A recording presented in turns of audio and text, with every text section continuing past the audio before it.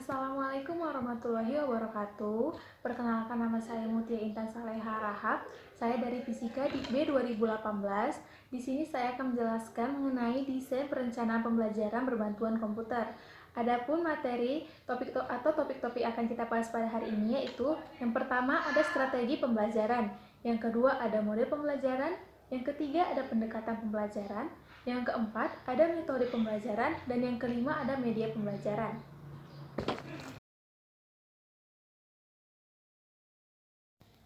Baiklah, untuk yang pertama, kita akan membahas mengenai strategi pembelajaran. Sebelumnya, kita harus mengetahui dulu apa itu strategi. Strategi dapat diartikan sebagai suatu garis-garis besar haluan untuk bertindak dalam usaha mencapai sasaran yang telah ditentukan, dihubungkan dengan belajar mengajar.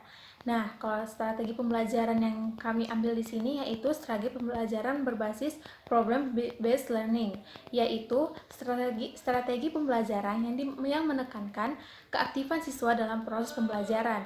Siswa diharapkan mampu menyelesaikan suatu masalah yang diberikan guru mengenai fenomena yang terjadi di lingkungan sekitar.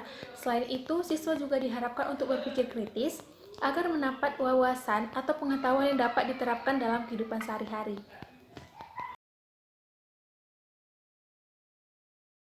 Selanjutnya, mode pembelajaran.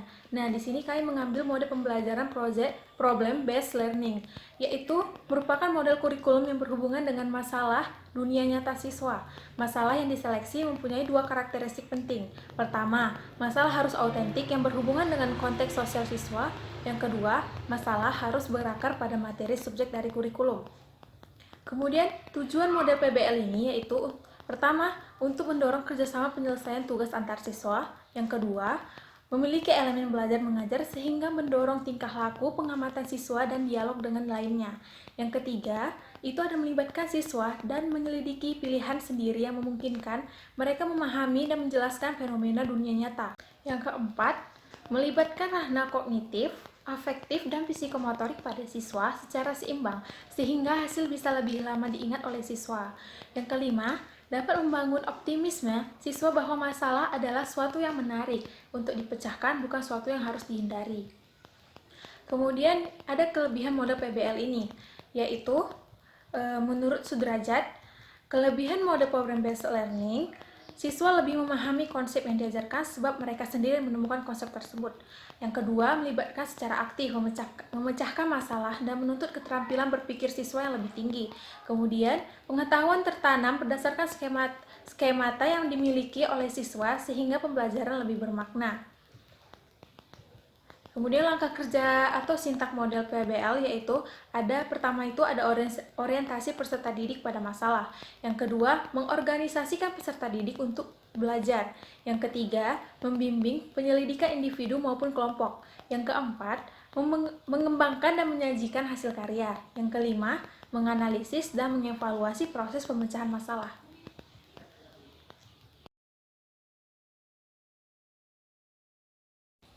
Selanjutnya, saya akan menjelaskan mengenai pendekatan. Di sini kami mengambil pendekatan konstruktivisme. Nah, sebelumnya kita harus mengetahui dulu apa itu konstruktivisme, yaitu suatu pendekatan dalam belajar mengajar yang mengarahkan pada penemuan suatu konsep yang lahir dari pandangan dan gambaran serta inisiatif siswa.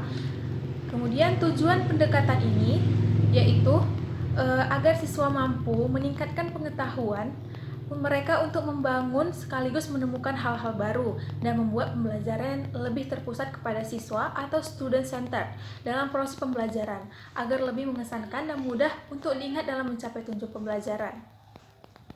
Kemudian langkah-langkah konstruktivisme ini ada orientasi, yaitu fase untuk memberi kesempatan kepada siswa memperhatikan dan mengembangkan motivasi terhadap topik materi pembelajaran. Yang kedua ada elikitasi, yaitu tahap untuk membantu siswa menggali ide-ide yang dimilikinya dengan memberi kesempatan kepada siswa untuk mendiskusikan atau menggambarkan pengetahuan dasar.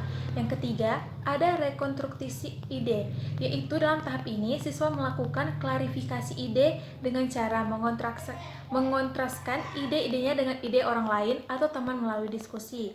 Kemudian aplikasi ide. Dalam langkah ini ada pengetahuan yang telah dibentuk siswa perlu diaplikasikan pada macam-macam situasi yang dihadapi.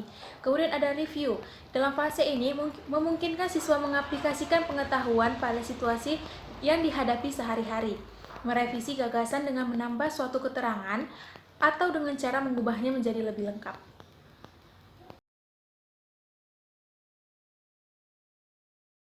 Baiklah, selanjutnya ada metode pembelajaran. Di sini kami mengambil metode diskusi. Adapun langkah-langkah penggunaan metode diskusi menurut Hasibuan dan Sastrowijaya yaitu yang pertama, guru mengemukakan masalah yang akan didiskusikan dan memberikan pengarahan seperlunya mengenai cara-cara pemecahannya. Yang kedua, para siswa membentuk kelompok-kelompok diskusi, memilih pimpinan diskusi, dan sarana lainnya dengan bimbingan guru. Yang ketiga, para siswa berdiskusi dalam kelompok yang masing-masing, sedangkan guru berkeliling dari kelompok yang satu ke kelompok yang lain, serta memberikan dorongan dan bantuan agar anggota kelompok berpartisipasi aktif dan diskusi berjalan dengan lancar. Yang keempat, setiap kelompok harus melaporkan hasil diskusinya. Hasil diskusi tersebut dilaporkan, ditanggapi oleh semua siswa, terutama kelompok lain. Guru memberikan ulasan atau penjelasan terhadap laporan tersebut. Kemudian yang kelima, akhirnya siswa mencatat hasil diskusi, sedangkan guru menyimpulkan laporan hasil diskusi dari setiap kelompok tersebut.